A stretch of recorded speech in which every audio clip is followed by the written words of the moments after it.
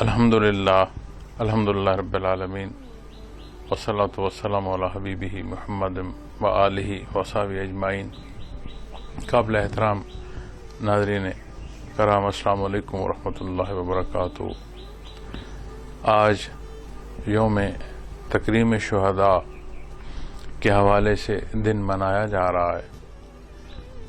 قرآن کریم میں احادیث مبارکہ میں شہداء کا مقام اور مرتبہ جو بیان فرمایا گیا ہے، اس کے سامنے قوم پوری زندگی، پوری حیات یہ تکریم منائے تو بھی کم ہے، لیکن کسی ایک دن کا مقرر کرنا میں یہ سمجھتا ہوں کہ قوم کے قلب پر ایک دستک ہے۔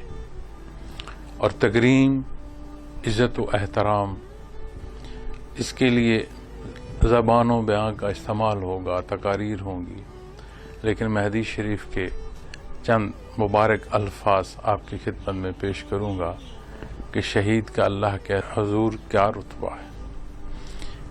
آپ صلی اللہ علیہ وسلم نے فرمایا کہ اللہ کریم کو دو قطرے بے حد پسند ہیں، محبوب۔ ایک آنسو جو خشیت الہی میں بہے، دوسرا اس کی ذات کے لیے بہنے والا خون کا قطرہ۔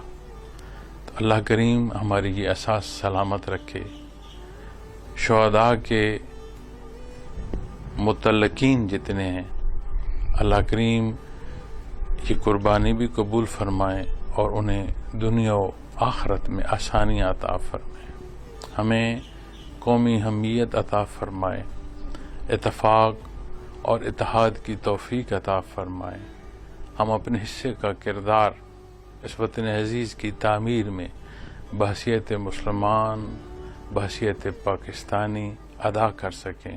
جزاکم اللہ۔